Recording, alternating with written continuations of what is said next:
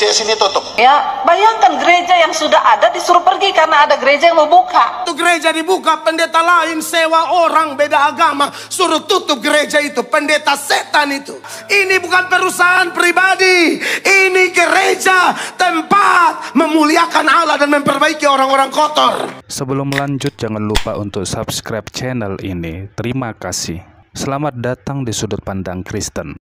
Quo Vadis Gereja Tuhan, Pendeta Samuel Gunawan selaku Gembala Sidang dari Gereja GSJS mengungkapkan bahwa ada banyak orang yang ingin agar Gereja GSJS tutup. Dan hal itu juga diperingatkan oleh salah satu orang yang menyampaikan kepada kedua anak dari Pendeta Samuel, yaitu Andrew dan Michael. Mereka diingatkan supaya berhati-hati karena ada orang-orang tertentu yang menghendaki atau menginginkan agar gereja GSJS tutup.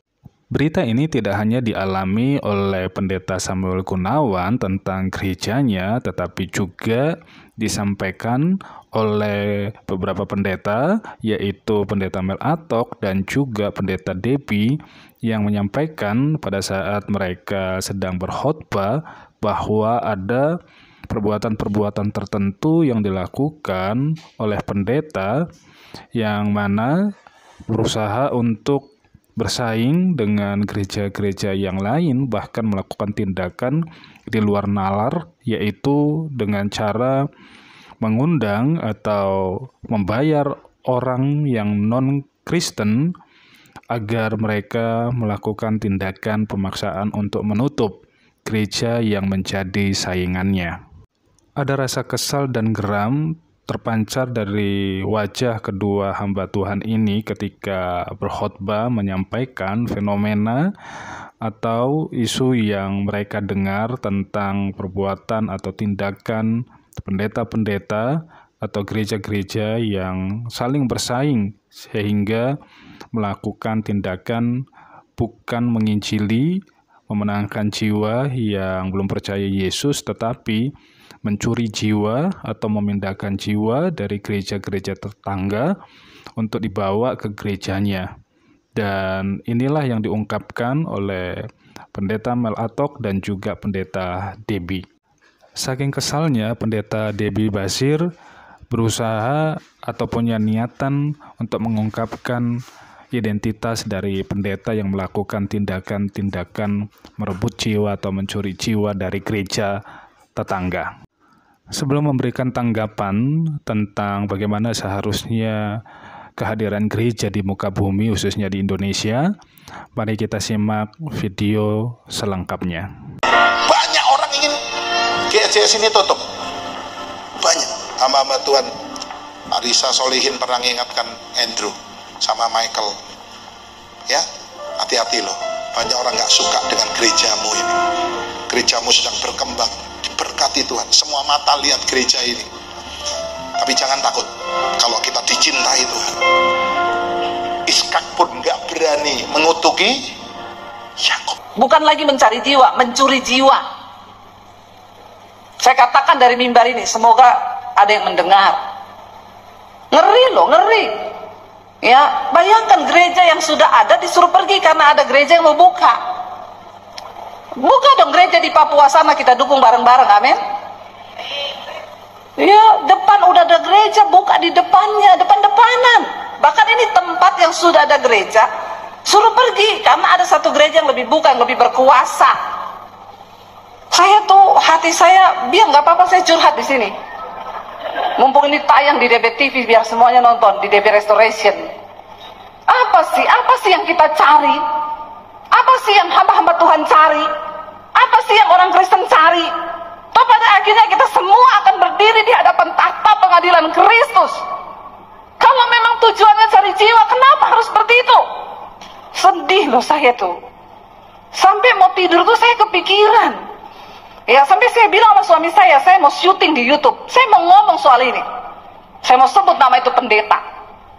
Suami saya bilang, sabar say, jangan. Pernah doa buat GSJS gak? Nah, saudara harus bertobat. Loh, kenapa enggak boleh doa buat mereka? Pernah nggak doa buat GSJA? Nah, bertobat. Ada yang salah dong dengan doa di Gosen.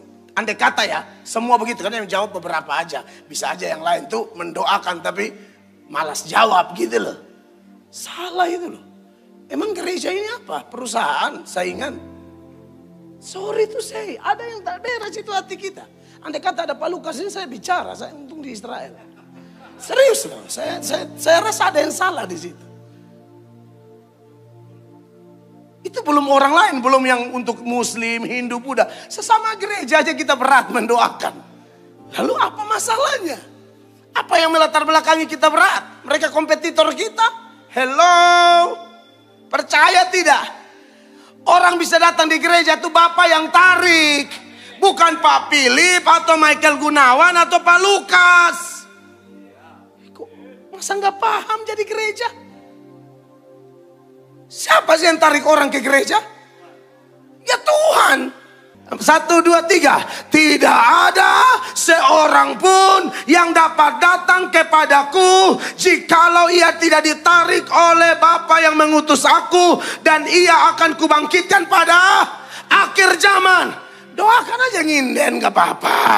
Nyantai. Toh kalau Tuhan sudah patok orang bergereja di sini, Allah tarik ke sini. Allah sudah patok ke sana, Allah tarik ke sana. Biasa aja.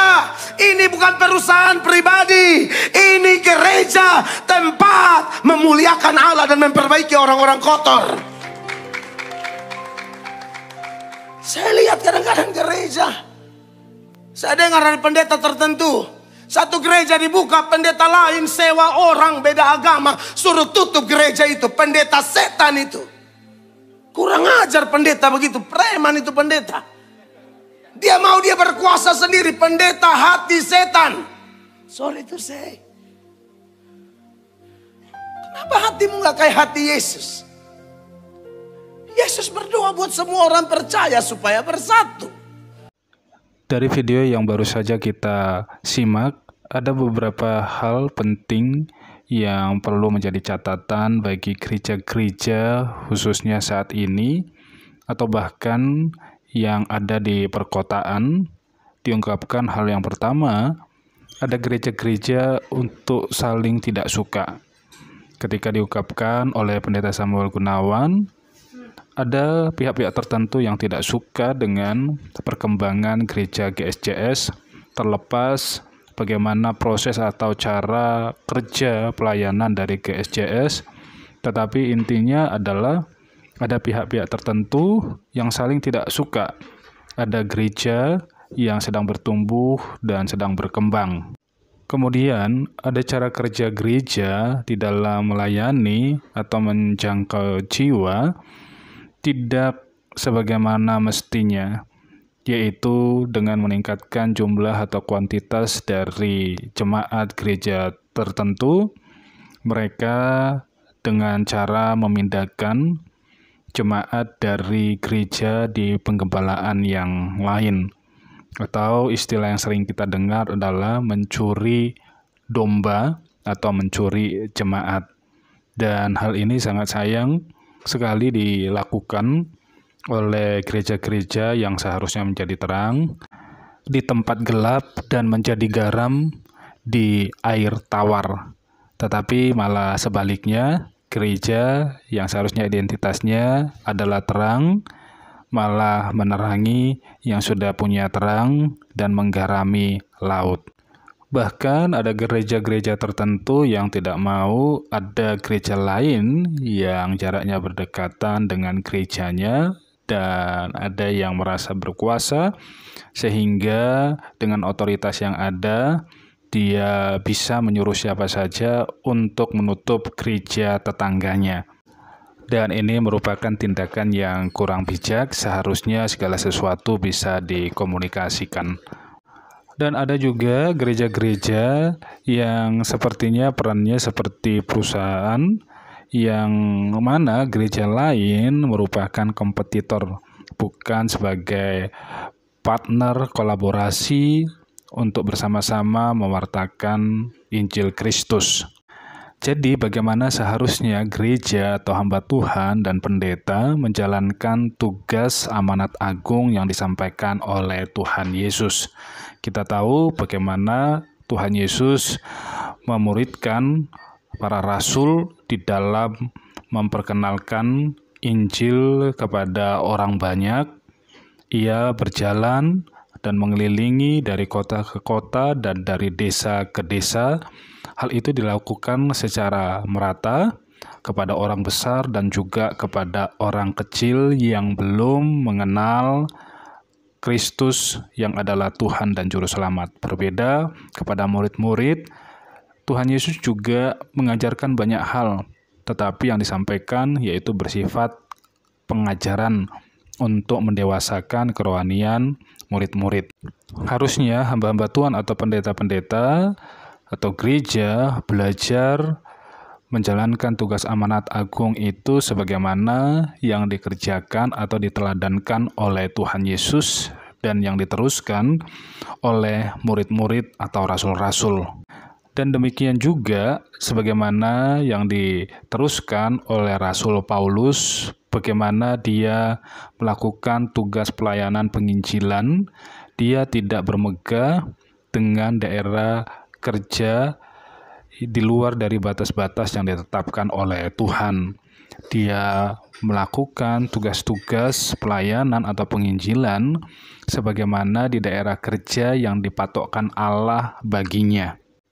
Kiranya hamba-hamba Tuhan atau gereja-gereja dapat menjalankan peran atau tugas untuk menuntaskan perintah amanat agung Tuhan Yesus dengan benar, dengan kolaborasi satu dengan yang lain, sehingga nama Tuhan dipermuliakan hanya untuk kepentingan kerajaan surga, bukan untuk kepentingan pribadi atau kepentingan kerajaan sinode atau organisasi pribadi. Kiranya gereja atau hamba-hamba Tuhan dapat menjaga identitasnya sebagai terang, menjadi terang di tempat yang gelap, dan sebagai garam, menjadi garam di tempat yang tawar.